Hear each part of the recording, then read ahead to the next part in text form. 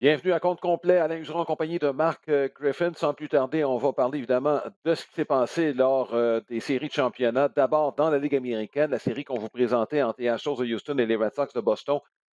Ça s'est terminé à l'avantage des Astros de Houston, Marc. Et bon, Boston, bon, première des choses, il n'y a personne qui s'attendait au mois d'avril, surtout de la façon que ça a commencé, là, à ce que Boston se rende là. Donc, chapeau, je pense que c'est une saison réussie. Si on parle des Red Sox, là, on va oublier ce qui s'est passé, on va en parler tantôt de la série, là, mais c'était un succès sur toute la ligne chez les Red Sox, bien au-delà des espérances. Exact. Et, tu sais, pardon, il y avait le retour d'Alex Cora. Il y avait évidemment plein de questions sur les lanceurs partants. Est-ce que J.D. Martinez allait connaître une autre saison de misère? On se rappellera que la courte saison n'a pas été à son avantage. Il y avait plein de questions. Alors, tout le monde s'est dit, les Red Sox, en fait, les Blue Jays s'étaient améliorés. Les Yankees étaient là. On connaissait les Rays. Donc, plusieurs plaçaient les Red Sox au quatrième rang de la division, sans faire évidemment les séries. Donc, tout à fait raison de mentionner que c'était une saison formidable à tout point de vue. Écoute, on était à 2 victoires de passer en série mondiale. Alors, je pense que l'objectif a été atteint, là, c'est de surprendre un peu le monde du baseball, puis continuer le fait. Puis je pense qu'on est peut-être même un petit peu plus en avance sur notre peut-être plan de redressement qu'on l'était. Donc, il y a plein de bonnes choses dans cette saison des Red Sox. Oui, ben, en tout cas, on va être mieux équipé au monticule comme lanceur partant. On a déjà 4 qu'on peut identifier. Là. Sale devrait être de retour. Son dernier départ, en fait, nous laisse penser là, qu'il est sur la bonne voie parce que, franchement, on a fait quelques matchs de Chris Sale en fin de saison, Marc. C'était de loin le match où il a démontré le plus d'étoffe. Alors, moi, je trouve ça très encourageant là, parce que je sais que là, bon, les gens oublient rapidement qu'il n'a presque pas lancé pendant 2 ans. Puis là, on s'attend à ce Ouais. que le gars rebondisse comme il l'était auparavant. Ça a pris du temps, là, avec disons, Ouais. un hiver devant lui pour se préparer à la saison prochaine. Je suis d'accord avec toi qu'on va s'attendre à de belles choses de Chris Sale pour 2022. Là. Bon, en ce qui concerne la série Houston-Boston, ce qui peut être décevant pour les partisans des Red Sox, si je m'attarde autant aux Red Sox dans cette série-là, c'est qu'on sait qu'au Québec, il y a pas mal de partisans des Red Sox de Boston. C'est qu'on était à 2 manches de prendre des joueurs 3-1 dans cette série-là. Et à partir de ce moment-là, en fait, ça avait commencé quelques manches plus tôt, mais les bâtons se sont tus chez les Red Sox de Boston. Et Marc, est-ce que c'est la responsabilité des frappeurs des Red Sox? Ce sont tout simplement les lanceurs des Astros qui se sont ajustés. Si on se fie à Alex Cora, les lanceurs des Astros, ils ont attaqué différemment. Bien d'accord avec ça. Par contre, je pense que si tu te rends jusqu'en série de championnat ou série mondiale, Mhm. de toute évidence, on a su s'ajuster tu sais, tout au long d'une longue saison là, de s'adapter, de s'ajuster à certains types de lanceurs. Moi, je trouve que, dans le fond, Alain, là, je regarde ça et je me dis, c'est l'équipe qui va avoir la meilleure moyenne avec des courants en position de marquer qui va gagner. Tout simplement ça. Puis je ne parle pas du nombre de coups sûrs total. Là. Je parle des fameux coups sûrs opportuns. Là, il n'y en a juste pas suffisamment du côté des Red Sox à compter Ouais. de ce fameux quatrième match-là. Là, ça a été extrêmement difficile. Et sans rien enlever aux commentaires d'Alex Cora, et sans rien enlever, que ce soit Valdez, Garcia ou nommer les lanceurs des Astros, on ne parle pas là, de grands lanceurs qui ont de grandes carrières. Alors, oui, il y a un ajustement. Et Brent Strom, l'instructeur des lanceurs des Astros, je pense qu'il faut lever notre chapeau à son travail, à sa préparation. Mais est-ce qu'on arrive, on connaît le répertoire du lanceur, OK, il nous attaquait tout le temps avec une balle rapide, là, il était avec une balle à effet. Je trouve que l'excuse est un peu facile. Qu'il y ait eu un ajustement, pas de problème, mais que ça soit carrément ça qui a causé les 3 derniers matchs où les bâtons se sont tus. Je trouve que là, ça a été, on en a vu en saison, Alain, il y a des équipes qui tombaient complètement à plat en attaque. Mhm. Ça arrive. Malheureusement pour les Red Sox, c'est arrivé en pleine série de championnat. Moi, oui, on va donner crédit aux lanceurs des Astros, mais malheureusement, tout le monde est tombé à plat en même temps du côté des Red Sox. La question que je te pose, Marc, et ton expertise est à l'attaque, c'est clair. Bon, généralement, quand tu arrives dans les séries, puis on l'a observé au cours des dernières années, lorsqu'un lanceur est exposé dans une série, bon, les frappeurs ont l'avantage. On a c'est là où j'ai de la difficulté à comprendre ce qui est arrivé avec les Red Sox de Boston, parce que tu as quand même des frappeurs aguerris là-dedans. Et deux noms qui me reviennent en tête, Bogart, c'est Martinez. Bon, Martinez, est-ce qu'il est ennuyé davantage qu'on peut le penser? Je ne sais pas. Je pose une question, Marc, sans avoir la réponse, là, mais je trouve ça intriguant de voir que l'ajustement s'est fait davantage du côté des lanceurs, alors que, je le sois mentionné, lorsqu'on ne connaît pas un lanceur en début de série, les lanceurs peuvent avoir l'avantage, mais ça n'a pas été le cas du tout. Là. C'est au contraire, ce sont les Astros qui ont eu le dessus. Vous savez, la confiance, là, ça ne tient pas par grand-chose. Et je pense pas que c'est nécessairement, bon, cette raison-là, il y a plusieurs facteurs là, qui ont fait en sorte que les Red Sox ont eu des ennuis, mais tu sais, Kiki Hernandez a eu cette séquence incroyable. Alors, lui, il donnait le ton, évidemment. Il était constamment sur les sentiers, constamment produisait des points. Il y avait constamment donc de l'action où là, les gars se présentaient. Il y avait toujours quelque chose où on avait, tu sais, on était, OK, on part, on va marquer des points. Bon. Et là, soudainement, ben, Kéké est redevenu humain, là, à un certain moment donné. Puis, Ouais. oups, lui est tombé, pas flat, mais je veux dire, il n'a pas produit autant, qui est tout à fait normal. Ouais. Alors, on dirait que cette confiance-là était fragile. On voyait qu'Anfro se cherchait. Je ne sais pas si le bras de Verse, tu sais, toujours, on le voyait grimacer là, en série de division, même en début de série de championnat. Puis là, on dirait que, je ne sais pas, on s'est tous mis à avoir des doutes. Et lorsque tu as des doutes au baseball, là, ça s'en vient bien difficile, on dirait, de reprendre ça parce que ce sont tous les frappeurs qui sont tombés en même temps à plat. C'est ça qui est assez surprenant. Parfois, tu vas voir, bon, évidemment, Kiki Hernandez, mais on a comme eu l'impression que si Kiki ne frappe pas, là, wow, un instant, ça ne sera pas facile. Écoute, c'est pas évident d'avoir une explication à ça lorsque tu vois que 9 joueurs en même temps tombent facilement à plat. Et encore une fois, j'enlève rien aux lanceurs des Astros. Ils ont bien fait, mais c'était quand même pas des Bob Gibson au monticule. Là. Alors, je trouve que est-ce que la fatigue est venue finalement s'ajouter à tout ça chez les Red Sox? Peut-être. Mais toujours est-il que je pense qu'il faut quand même retenir ce qu'on a dit en début de podcast, c'est que, Colin, ils ont fait un beau travail cette année, les Red Sox. Puis, comme partisans des Red Sox, là, ceux qui le sont, évidemment, ben, c'est encourageant là, ce qui s'en vient. C'est pas mal plus encourageant ce qui s'en vient que ce qu'on voyait au mois d'avril. Bon, chez les Astros de Houston, bon, à mon avis, la meilleure équipe a gagné. On l'a souligné souvent à l'attaque. Quand le champion frappeur de la Ligue américaine frappe septième, là, c'est parce que tu n'as pas beaucoup de répit dans cet alignement-là. La perte de McCullers aurait pu faire mal, puis finalement, on a très bien géré ça. Les deux jeunes, dans les matchs 5 et 6, ont vraiment fait la différence. Écoute, je les avais choisis pour se rendre jusqu'au bout. Là, quand les séries ont commencé, même si en début de saison, j'avais choisi les White Sox, j'ai juste pas aimé la fin de saison des White Sox. Là, puis de toute façon, on les a sortis à coups de pied dans le derrière, là, les Astros. Ça aurait dû finir en 3 et non en 4 matchs dans la série de division. Ils sont extrêmement difficiles à arrêter, j'ai l'impression.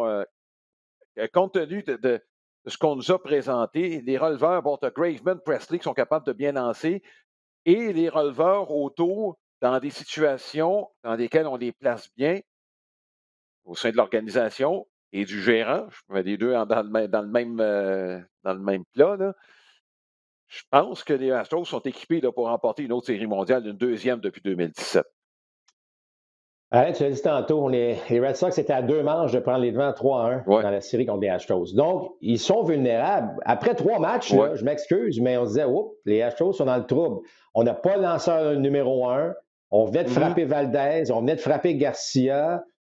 En fait, on se posait la question, qui allait lancer pour les Astros? Et alors, oui, ils sont une très, très bonne équipe.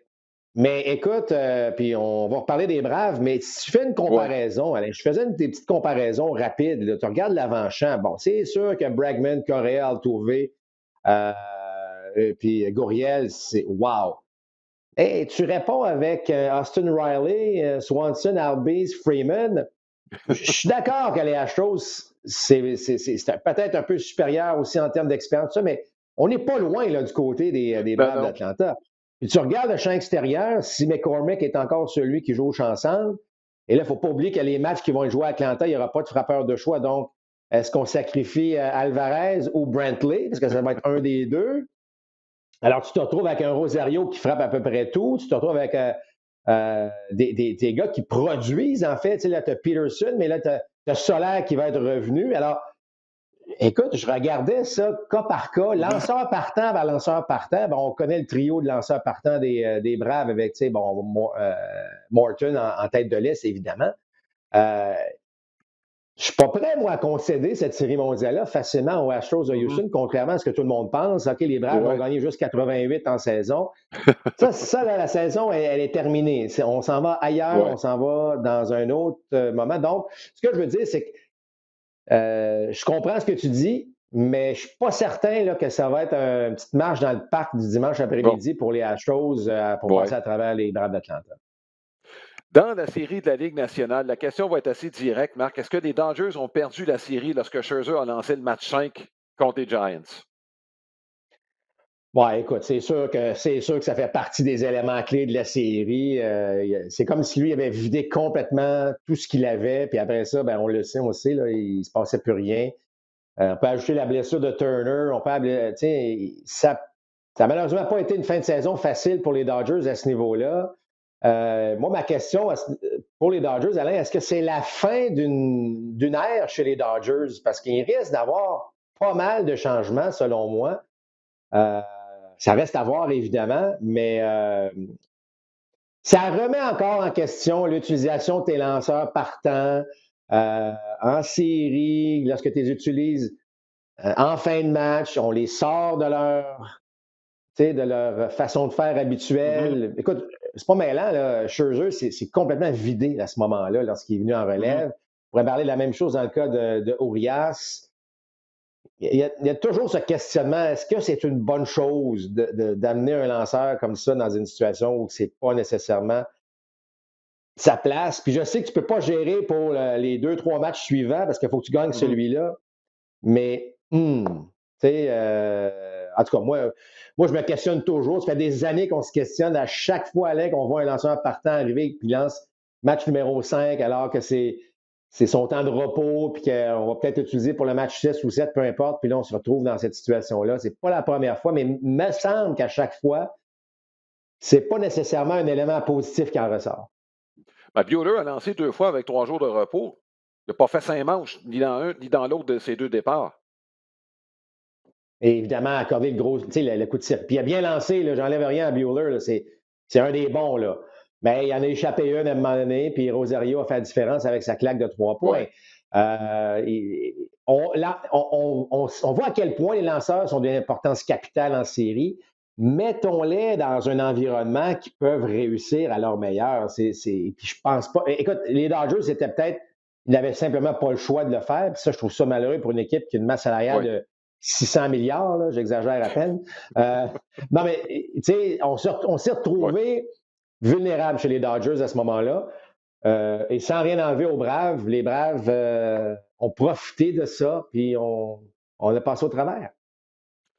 Écoute, on va parler des lanceurs, Marc, et de leur utilisation pendant des séries. Et ça a impliqué les 4 équipes qu'on a vues en série de championnat. Et surtout les Red Sox de Boston. Bon, il y a des décisions qui ont été prises. Dans les 3 derniers matchs, on a eu des bonnes sorties de la part des lanceurs partants. Et on a pris la mauvaise décision à chaque fois dans les 3. Bon, quand on regarde la façon que ça s'est passé, c'est-à-dire Pivetta, bon, lui, il aurait voulu qu'il commence même le match d'avant. Bon, au moins, on l'a utilisé comme lanceur partant. Et on l'a enlevé après 5 manches. On a voulu le soustraire du 3e tour, comme ça a été le cas des 2 autres lanceurs qui ont suivi, Evaldi. Ça a été le cas avec Chris Sale. En fait, celui qu'on aurait probablement dû enlever, on l'a laissé là. C'est Chris Sale. Et les 3 décisions ont mal tourné pour les Red Sox de Boston. Et bon, et on a vu la même chose en passant là, de la part dans des séries impliquant des Dodgers et les Braves. On ne laisse pas beaucoup de marge de manœuvre aux lanceurs partants. On le sait sur quoi on se base, on sait que les décisions sont prises avant, on a déjà eu ce débat-là. Ça a été amplifié cette année. Les 3 derniers matchs des Red Sox de Boston, là, je le mets entre guillemets, les 3 lanceurs partants ont fait le travail. Non, ce pas des lanceurs de qualité, il n'y en a pas un qui a fait 6 manches. Bon. Rodriguez qui a fait 6 manches, 3 points, Écoute, c'est tout. je vais Ça, c'est répondre. c'est pas dans les 3 derniers matchs, juste à préciser, là. Donc, en Bon, fait, les 4 derniers lanceurs partants ont fait le travail chez les Red Sox, puis on est en vacances. ben, on fait le travail. Tu sais, est où la ligne? En fait, est-ce que c'est 5 manches, je fais le travail? C'est ça que tu me dis, là. 5 manches, tu fais le travail. 2 tours au bâton, c'est ça le travail? Ben, en tout cas, Alors, c'est ça qui est prescrit. ben, en tout cas, c'est sûr que c'est ce qu'on on semble Je ne dis pas que je voir. suis d'accord. Je Bon, dis ça, je te dis juste c'est le plan. bon, ce qui est drôle, là, ce qui est drôle dans ce que tu dis, c'est que de toute évidence, les Red Sox utilisent beaucoup de statistiques avancées, prennent des décisions avant les matchs. Et là, ben, on a peut-être réalisé qu'on a commis une erreur avec Pivetta qui n'avait que 65 lancés en passant après Ouais. les 5 manches. Pour en commettre une deuxième, alors que Chris Sale, lui, n'avait près de 75, 76, puis on s'est dit, on va le garder là. On dirait qu'on a corrigé une erreur en commettant une autre, mais ça, bon, c'est des choses qui arrivent. Je vais quand même répondre ceci, c'est que dans la série mondiale qui s'en vient, je trouve ça rafraîchissant ce qui s'en vient. Et rafraîchissant parce qu'on a 2 gérants qui sont de l'ancienne garde, euh, qui croient aux statistiques avancées, mais pas tant. Qui vont beaucoup avec leur instinct. On a vu que Valdez a lancé 8 manches. Écoute, il y a bien les organisations, malgré sa domination, qui auraient dit, écoute, tu as lancé 5, tu as lancé 6, ou peu importe, 2 tours au bâton, tu es enlevé. On l'a laissé là. On sait que Snitker, de toute évidence, lui, l'a dit ouvertement qu'il n'est pas en faveur des décisions prises avant les matchs et tout ça. Il amène son équipe en série mondiale. Donc, j'ai hâte de voir. Là, on va gérer Alain par l'instinct, par ce qu'on appelle dans le jargon le gut feeling. J'ai hâte de voir si il va avoir une influence à ça. Est-ce que ça va être encore 5 manches, 2 tours, parce que ça semble, comme tu le dis, la règle en ce moment dans le baseball, ou on va simplement soit les laisser aller parce que ça va. Tu sais, tu comprends ce que je veux dire? Donc, j'ai hâte de voir ce que ça va donner, mais il n'y a pas malheureusement de réponse précise à ça. Je crois sincèrement que la meilleure chose, ça reste de gérer ce que tu vois, même si une décision est prise avant. Pour moi, c'est plus facile à vivre avec après. C'est plus facile de répondre aux questions difficiles. On sait que le baseball, c'est parfait pour les gérants d'estrade. Là. Alors, mais j'ai hâte de voir ce que ça va donner. Parce que une chose est sûre, chose qu'on a réalisée au cours de ces séries-là, il faut que tes lanceurs soient mis dans un contexte gagnant pour eux. Et ça inclut l'utilisation de tes releveurs dans les moments où ils sont les meilleurs. Donc, je reviens aux Royals de Kansas City de l'époque. Il n'y en avait pas de secret. Il y en a un qui lançait la 7e, il y en a un qui lançait la 8e, il y en a un qui lançait la 9e. C'était terminé. Puis ça a créé cette nouvelle ère de releveurs spécialistes de manches précises. Moi, puis demander à n'importe quel releveur, c'est ce qu'ils adorent. Ils diront pas publiquement, hey, je trouve ça plate, là, je lance la 6 ou je lance. Mais là, ce que tu leur dis, hey, toi, là, tu es notre lanceur de 7e. On a les devants en 7e, c'est toi qui lances. On a les devants en 8e, c'est toi qui lances. Ça, là, pour un lanceur, c'est extraordinaire. Connaît sa préparation. Je ne dis pas qu'il n'est pas capable de s'adapter au reste, mais si on veut les utiliser dans un contexte idéal, c'est ça qu'on doit faire. Puis, on l'a vu qu'en série, on a chambardé tout ça, on est arrivé avec d'autres choses. Je ne dis pas que tu ne peux pas dire ton releveur numéro 1 en 8e parce que là, c'est le cœur de la formation qui s'en vient. Ça, je pense que c'est un contexte qui est similaire à venir protéger un match. Mais tu le mets au moins, tu mets un releveur dans des situations de la sorte. Tu sais, on peut revenir, il y a une tonne d'exemples. Odoridi, lorsqu'on l'a amené parce que Garcia s'est blessé, là, tu sais, c'est pas amener ce gars-là dans un contexte favorable pour lui. Amène un releveur, va finir la manche, surtout qu'Odoridi a ses 15-20 minutes de préparation. Puis, alors, c'est sûr que je veux dire, je pense que c'est clair, l'image est assez évidente. L'utilisation des lanceurs doit être faite dans un contexte pas mal plus favorable que des chamboulés à gauche, à droite. C'est comme si tu mets un frappeur 7e, puis 2e, puis tu fais jouer à l'air-écho, tu fais jouer comme receveur. Et à un moment donné, là, ils vont tous mélanger. Si les lanceurs, c'est pas différent de ça. Oui, je veux juste préciser que dans le cas des Astros de Houston, on dépense pas mal d'argent envers les stats avancées. Là. Je veux juste le préciser. Et Dusty Baker a Oui, accès à ça. Et il y a probablement, sans dire des commandes, mais de fortes suggestions qui sont faites du deuxième étage. oui. je vais dire ceci cependant, Alain, les Astros, dans l'ère de 2016-2017, lorsqu'ils bâtissaient cette organisation-là, là, Mhm. ont mis à peu près tous les dépisteurs à pied. C'est l'équipe, l'organisation qui s'est débarrassée le plus Ouais. d'humains, si vous voulez, là. Et on a fait appel à ce service, si vous voulez, de Ouais. statistiques avancées, ce département de services avancés. Et en 2021, on a réembauché et embauché de nouveaux dépisteurs. On est Mhm. revenu au côté humain et honnêtement, là, je suis convaincu que Dusty Baker a quelque chose à voir là-dedans. Alors, je ne dis pas qu'on néglige les statistiques avancées, on le sait que les choses, mais Dusty Baker l'a dit, il les utilise, mais il fait quand même part de ses propres décisions. Donc, c'est le fameux hybride des deux là, qu'on souhaite tellement. Là, je pense que les Astros et les Braves, bel exemple d'organisation qui sont en train de probablement d'utiliser ça, selon moi, à son meilleur. Ouais, j'ai hâte de voir ce que ça va donner en série mondiale, en tout cas, parce que, regarde, je pense qu'on est encore en période d'essai-erreur. Je pense que l'exemple le plus probant qu'on a eu en plein visage d'un lanceur qu'on aurait peut-être dû garder, c'est Pivetta. En série, là, puis effectivement, là, dominait complètement. Ces trois tirs fonctionnaient, puis je m'excuse, tu as beau les avoir vus. Si tu as trois tirs, tu as beau en attendre un. S'il prend les devants, t'es cuit, là. Ah, puis le pire, c'est que à partir de la quatrième manche, puis de la cinquième, les quatrième, cinquième manche, là, écoute, il était intouchable. Il prenait juste de Ouais. l'assurance, ce gars-là, avec 65 lancés. Donc, lui, sans dire qu'il aurait pu en lancer trois autres, au moins donner une autre. Puis si c'est encore une manche de 12 tirs, ben, tu sais, je veux dire, je sais que c'est pas facile de prendre ces décisions-là, Mhm. mais ça affecte. Tu sais, faut pas oublier là, que plus tu enlèves un partant-tôt, plus il y a des effets sur ça. Là. Donc, tu sais, tu demandes à un lanceur plus de tirs. Donc, si tu demandes plus de tirs aujourd'hui, ben, il ne sera pas disponible demain ou après-demain. C'est comme commettre une erreur. On dit, ah, l'erreur n'a rien coûté. Non, non, l'erreur a peut-être coûté 5 tirs additionnels, 7 tirs additionnels, 20 tirs additionnels, 3 frappeurs de plus. Ça veut dire que le meilleur frappeur va revenir en neuvième manche avec 2 coureurs sur les buts. Il y a toujours quelque chose qui découle d'une décision comme ça. Et dans le cas des. Je ne dis pas que c'était évidemment la décision chez les Red Sox, mais effectivement, Mhm. c'est une décision qui a eu de l'influence sur le reste. Euh, la série mondiale s'en vient entre Houston et Atlanta. Il va y avoir un frappeur de choix dans les deux premiers matchs, dans les deux derniers, si on est de retour à Houston.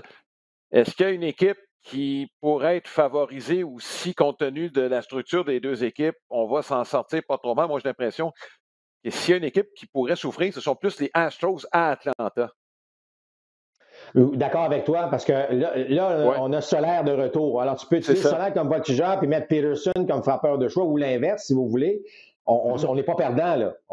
Ça ajoute un excellent frappeur, ça ajoute de la puissance, de la profondeur chez les Braves. Tout à fait d'accord avec toi que, oups, lorsqu'on va retourner à Atlanta, Mhm. là, tu sacrifies qui, là, chez les Astros? Est-ce que tu Ouais. enlèves un McCormick du champ-centre parce que tu dis on va s'affaiblir au champ-centre, puis on va, je ne sais pas, mettre un Tucker au champ-centre, je dis n'importe quoi là. Mais tu mets un Non, Tucker au c'est. champ-centre, puis tu gardes Alvarez puis Brantley, ou tu enlèves un Brantley. Non, mais tu comprends, là, que moi je suis convaincu que l'avantage va être au niveau des Braves, surtout lorsque les matchs vont être joués à Atlanta, et que les Braves ne sont pas si mal pris que ça pour les deux premiers matchs à Houston. Question comme ça. On a vu les Blue Jays de Toronto. Je ne sais pas si tu te rappelles, Marc. Je pense que c'est John Leroux qui avait été laissé de côté parce qu'on n'avait pas de place pour lui comme frappeur suppléant. Je pense que c'est Joe Carter qu'on avait fait frapper au premier but, qu'on avait fait jouer, c'est-à-dire au premier but. Euh, et bon, c'est un ancien voltigeur. Si tu mets Alvarez et Brantley en même temps avec Tucker au champ centre, est-ce que tu n'exposes pas un peu ta défense? Absolument. Ah, absolument. Et c'est clair. C'est clair que c'est trois gars qui sont pas très rapides, qui couvrent pas beaucoup de terrain. Absolument. Mais c'est une option. Je pense pas qu'on va aller là. Je pense pas qu'on va aller là du côté des Astros. On va se mettre un voltigeur de centre qui va courir comme une gazelle Mhm. et aller couvrir les allées. Mais si c'est la décision qu'on prend, c'est de mettre un Ouais, Tucker au champ centre, je serais pas surpris non plus. On s'est dit, parce que ouais. bon, Tu as vu Alvarez, t'enlèves Alvarez ou Brantley dans le rôle offensif? Bon, c'est un gros morceau. Chacun est Ouais, un énorme morceau. Là. Bon, alors est-ce qu'on fait ça? Parce que je regarde l'utilisation de Maldonado comme receveur, puis je me dis, on veut qu'il soit là, là. Peu importe ce qu'il nous donne ouais. ou donne pas en attaque, c'est lui qui est là. Alors, bien hâte de voir ce que ça va donner là, dans ces matchs, des matchs à Atlanta. Chose certaine, on n'a pas à se casser la tête pour les matchs présentés à Ouais. Houston.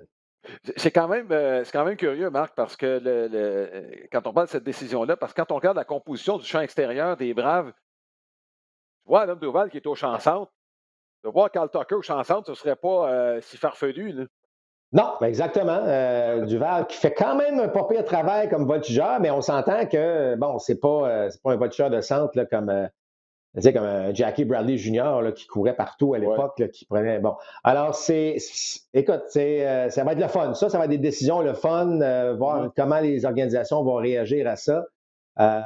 Parce que, écoute, l'attaque des Braves est capable de frapper des balles dans les allées. Donc, je pense qu'on Mhm. l'a vu d'ailleurs dans les séries à quel point on en parle peu, là, on parle souvent là, des décisions des gérants, puis ceux qui frappent avec des coups en position de marquer, mais les jeux en défense, les erreurs Mhm. d'Altuve auraient pu coûter très cher aux Astros de Ouais. Houston. On perdait 2-1 dans la série, là, puis les deux erreurs d'Altuve ont pesé lourd à ce moment-là dans cette avance des Ouais. Red Sox. Donc, il ne faut pas négliger ce qui se passe en défense. Bon, bon, écoute, comme la Série mondiale commence cette semaine, je pense qu'il faut y aller de nos prédictions. Je vais commencer, Marc. Et Houston en 5. Je pense Oh qu'ils ont boy. démontré beaucoup de résilience. En fait, ils ont battu une très bonne équipe dès le départ. Et comme je le mentionnais, j'aurais dû battre les White Sox en 3. Ça s'est fait en 4. Puis, bon, je les avais choisis contre les Red Sox de Boston. C'est pas que les Red Sox étaient mauvais, c'est juste qu'ils sont entrés en série, les Red Sox. Il y avait un paquet de points d'interrogation quant à leur lanceur partant, et pourtant, ça a été probablement, en tout cas à mes yeux, un rendement supérieur. J'aurais peut-être dû leur faire confiance un peu plus, mais bref. Je vais avec Houston en 5. Je ne veux rien enlever aux Braves d'Atlanta. C'est juste que j'ai l'impression qu'il y a plus de profondeur, surtout avec ce que Garcia et Frambert Valdez ont fait en série et la carte cachée, Christian Javier, là, qui n'a pas lancé dans les deux derniers matchs parce qu'on n'en a pas eu besoin. Je pense qu'on a plus de profondeur si jamais ça tourne mal là, chez les Astros. Ben, écoute, moi, Alain, je n'irai pas de ce côté-là. Je vais peut-être aller peut-être un peu plus émotif avec ce Oui, qu'Antopoulos a fait, puis tout ça, oui. mais j'ai fait l'exercice de comparaison. Je t'ai parlé tantôt du champ intérieur, Ben oui. le champ extérieur. Bon, évidemment, Maldonado est pas mal meilleur que Darno défensivement. Ça, je pense que c'est assez clair, d'ailleurs. Mais les Astros ne volent pas tant. Est-ce qu'on va en profiter davantage face à Darno? Ça reste à voir. Mais Darno est supérieur en attaque. Et Darno qui frappe au 8e rang du rôle offensif, Mhm. ça peut donner quelque chose d'intéressant du côté d'Atlanta. Et là, je regarde évidemment avec Morton, avec Max Fried, avec Anderson. On est quand même très bien équipé au niveau des lanceurs partants. Ils ont monté beaucoup d'étoffes en série, même si parfois Fried a eu un petit peu d'ennui dans son dernier départ. Mhm. Je trouve que la relève qui a été, on va dire même un peu décevante en saison, soudainement, on Ouais. a comme repris du poil de la bête en série. Moi, tu sais, un Freddie Freeman qui se retrouve la première fois en série mondiale, il est en mission, il n'y a personne qui va arrêter Rosario pour l'instant, on a l'impression. Ouais. Solaire qui va être utilisé. Moi j'aime ce que je vois des Braves Mhm. d'Atlanta. Donc, je vais Ouais. aller peut-être une décision un peu plus émotive, mais moi, je vais aller avec les Ouais. Braves en 6 de ce côté-là. Je trouve qu'en Ouais. 5, tu es un peu. Tu y vas fort là, à 5. Que tu choisisses les Astros, mais c'est Ouais. vrai ce que ça joue sur le terrain, on verra ce que ça va Exact. donner. Ouais. Et juste une petite parenthèse, j'espère que Luke Jackson a payé la traite à Tyler Matzek après le dernier match parce que. Ben, tu sais, Tyler Matzek, là, je m'excuse, mais comme histoire, c'est Ouais. extraordinaire. Et là, tu sais, c'est même pas ton lanceur, ton releveur numéro un, là, même s'il pourrait l'être. Là. Fait que je trouve qu'on a Ouais. quand même pas mal d'étoffes du côté des Braves Ouais. d'Atlanta pour répondre coup sur coup à ce que les Astros t'offrent. Et là, ben, comme je l'ai mentionné, quelle équipe va être en mesure de frapper le mieux Mhm. avec des coureurs en position de marquer évidemment avoir l'avantage. Là. Bon, ce sera donc Série mondiale à compter de mardi. On sera là à compter de 19h30. Maintenant, quelques nouvelles, deux qui ont retenu notre attention. On va parler encore des Yankees parce que la dernière fois qu'on s'est vu, le lendemain, on annonçait le retour d'Aaron Boone pour 3 années. Mais on a précisé quand même certaines choses. Un, on va revoir le poste de receveur. Moi, j'ai l'impression que ça veut dire bye-bye Gary Sanchez. Et on va régler le problème à l'arrêt-court. On est mieux Torres au deuxième. Je ne sais pas qu'est-ce Ben, que tu lis à travers ça, là, Marc. oh non, non, mais c'est clair. Moi, je pense que c'est clair. Puis je ne sais pas si tu étais témoin, il y a eu, en tout cas, des éléments qui sont sortis là, de la dernière saison et surtout en série. Ça a brassé dans le vestiaire des Yankees. Et je pense que Garrett Cole s'est pas fait beaucoup d'amis au cours des séries. Ça a brassé un peu. Alors, il y a des joueurs, tu sais, il va falloir avoir un petit ménage qui se fait au niveau de Mhm. l'attitude. Alors, je ne sais pas. Il y a beaucoup de changements. Tu sais, je ne pense pas que Luke Voigt va être de retour nécessairement. Tu as parlé de Sanchez. Quelle sera l'utilisation d'AJ Lemailleux? Est-ce que si on place Torres au deuxième, on fait quoi avec le maillot? Est-ce qu'on l'insère comme troisième but régulier? À ce moment-là, tu fais quoi avec Urshela? Est-ce que Urshela quitte? Tu sais, Clint Frazier, quel est son avenir? Est-ce que. Tu comprends? Il y a beaucoup, beaucoup, beaucoup de questions chez les Yankees de New York. Euh, mais la ligne du centre reste l'élément clé. C'est souvent là que tu bâtis. Et là, tu parles d'un Ouais. receveur, d'un joueur d'arrêt-court. Je pense que c'est assez évident qu'on va magasiner euh, ces deux positions-là, alors que ce soit via, évidemment, transaction ou marché des joueurs autonomes. Mais moi, je m'attends à de gros changements. Comme les Dodgers, chez les Yankees, je m'attends que ça brasse un petit peu. Évidemment, on va garder les Stanton et Judge, mais autour de ces gars-là, ça pourrait changer drôlement. En regard de ce que tu viens de dire, est-ce que le contrat de Maillot ne devient pas un fardeau chez les Yankees? Parce que là, tu vas être obligé de sacrifier quelqu'un qui est probablement qui a eu plus de production. Moi, je m'excuse, Urshela au troisième but ne mérite pas de partir, là, puis ne mérite pas de jouer sur le banc. Ça, évidemment, c'est un problème qu'on n'avait pas anticipé parce que Urshela, on est allé chercher à l'époque juste comme roue de Ah oui? secours, puis là, soudainement, il nous a donné tout ce qu'il nous a donné. Mais oui, le contrat de Lemailleux vient surtout le genre de saison qu'il a offert, qui était bien en deçà de ce qu'il nous avait montré, évidemment, auparavant. Est-ce que ce qu'il nous avait montré auparavant était une belle surprise? Oui, absolument. Ça a créé des belles choses chez les Yankees, mais là, oups, on se retrouve dans une situation où on est peut-être pris avec. Euh, c'est pas évident ce qui se passe chez les Yankees de New York. Et comme j'ai mentionné, je pense que le casse-tête va changer passablement. Là, les morceaux du casse-tête vont changer. Mais je suis d'accord avec toi. Je suis pas mal sûr que Gary Sanchez a joué son dernier match avec les Oui, Yankees. On se posait la question au même moment l'année dernière, alors que Higashioka avait agi comme receveur en oui, série. C'est même pas. Alors on s'est dit, mais là, à un moment donné, je pense que la patience a oui. ses limites. Là. Bon, et dernière chose, on va annoncer en début de semaine un nouveau gérant chez les Cards de Saint-Louis, Oliver Marmol. Euh, Écoute, c'est du changement dans la continuité. Il a un profil pratiquement identique à celui de Mike Shield, dans le sens où c'est Ben, un gars écoute, d'organisation. ouais, ouais. Ben, c'est ce qu'on aime chez les Cards. Et honnêtement, là, depuis que son nom est sorti, il fait l'unanimité. Là. Tout le monde parle de lui. Mhm. Écoute, il deviendrait le plus jeune gérant. Il n'a qu'à 35 ans. Alors, Adam Wainwright et Molina sont plus âgés que lui. Là. Alors, c'est un peu je dirais pas une tendance, mais d'aller chercher dans l'organisation, de connaître l'organisation, c'est toujours quelque chose qu'on a pris nettement au sérieux chez les Cards. Euh, J'aurais aimé qu'un gars comme Stubby Clapp puisse avoir l'occasion de gérer dans le baseball majeur. Ça aurait été le fun d'avoir un Canadien gérer dans le baseball majeur. Je sais que son nom avait été mentionné. Mais je regarde tout ce qui a été dit sur Marmol depuis que son nom là, a fait surface. Euh, Ça semble être un très, très bon choix, un gars d'organisation. Donc, on n'a pas besoin de lui dire comment ça fonctionne avec les Cards de Saint-Louis. Euh, et de toute évidence, connaissant aussi l'organisation, on a passé un petit coup de fil à Adam Wainwright, on a passé un petit coup de fil à Molina, on a passé un petit coup de fil à peu près, bon, quelques vétérans nous disent Hey, vous en pensez quoi, les boys? Là, c'est-tu quelque chose, ça va-tu fonctionner? Alors, je pense que ça va être comme tu l'as dit, ça va être dans la continuité. On va encore voir les Cards se faufiler ou en tout cas certainement lutter pour une place en série dans les prochaines années. Euh, mais ça me semble très intéressant comme embauche. En tout cas, bon, c'est un poste de gérant de moins qui est à pourvoir et lui va, j'imagine, bon, ça, l'embaucher, c'est parce qu'il va adhérer à la philosophie de l'équipe. Bon, laquelle est-ce? Est-ce qu'on s'en va vers des changements majeurs? Est-ce qu'on va lui donner de l'attitude? Parce que, bon, le départ de Shield, il faut le rappeler, là, a pris beaucoup de gens par surprise, compte tenu qu'il faisait partie de l'organisation, mais on a parlé de différences philosophiques.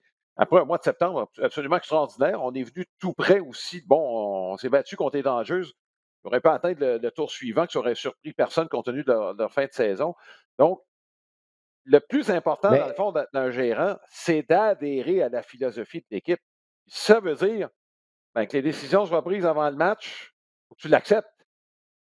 ouais, et honnêtement, je pense que c'est là la nerf de la guerre. Parce que Shield a toujours été, je dirais pas réticent vis-à-vis de cette philosophie-là, mais n'était pas toujours d'accord. Là, on en a gagné 17 bon, en septembre. Tu as parlé du fameux mois de septembre. Est-ce qu'on a laissé aller un peu Shield, puis finalement, il y a eu du succès? Il est peut-être allé voir l'organisation, mais il a dit écoute, regardez, là, ça fonctionne nos affaires, puis finalement, non, c'est pas là qu'on veut aller. Une chose est sûre, c'est Oui, vraiment cet aspect-là qui a fait en sorte que Shield et évidemment l'organisation ne s'est pas entendu. D'ailleurs, Shield a été interviewé par les Padres de San Diego pour oui, le poste vacant là-bas. Ça serait intéressant à suivre. Mais c'est sûr que c'est une nouvelle forme, hein, Alain. Il faut que tu l'acceptes. C'est pour ça que ce que j'aime dans le cas de Snitker, tu parlais du gars d'organisation, là, Brian Snitker, là, il a tout fait. Là. Écoute, c'est un joueur des ligues mineures. Il est instructeur dans les ligues mineures. Il a été gérant dans les ligues mineures, instructeur de l'enclos. Ce gars-là a tout fait dans l'organisation des oui, Braves et il est maintenant le gérant. Et il peut, je pense qu'il a le bagage à ce moment-là de un peu décider qu'est-ce qui se passe. oui. Mais quand tu embauches un jeune gérant de 35 ans, c'est évident que tu te dis, ben, on va t'embaucher à cet âge-là, mais tu vas faire ce qu'on veut. C'est comme ça que ça marche avec l'entreprise. Bon, c'est à peu près comme ça. Bon, ben écoute, Marc, il nous reste encore la série mondiale à faire. J'espère qu'on en aura une bonne entre les Astros de Houston et les Braves d'Atlanta. Nous, on sera là évidemment pour l'ensemble de la série. Ça va commencer ce mardi, soyez-y. C'est à compter de 19h30 qu'on sera là en ondes, évidemment avec la présentation des joueurs et les cérémonies qui vont précéder ce premier match en direct de Houston. On vous souhaite du bon baseball. Il reste encore une série. Bonne fin de saison tout le monde.